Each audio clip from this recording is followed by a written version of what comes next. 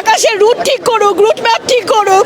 School কলেজের উপর দিয়ে কোনোভাবে যাওয়া যাবে না। বাচ্চাগুলো তো আমাদের এই পোড়া শরীর এগুলো তো দেখতে চায় না। আর এইভাবে কদিন পর পর এইসব ফায়ার ফাইটার এই কারা এগুলো প্রশিক্ষণ নেয়, কাদের দিয়ে প্রশিক্ষণ করায়। আর তাদের রুট, এই আকাশের রুট ঠিক করুক, রুট ম্যাপ ঠিক করুক।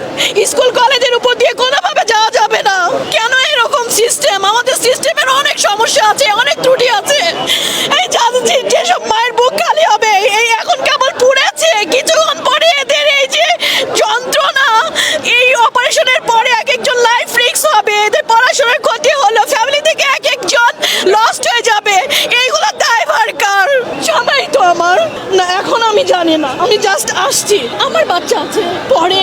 আজকে যদি ওর স্কুলে এটা হতো আমি কি করতাম অ্যাজ এ মাদার? আমি আসছি ব্লাড দেওয়ার জন্য। হ্যাঁ, আমি এই ইয়ে করে গেছি।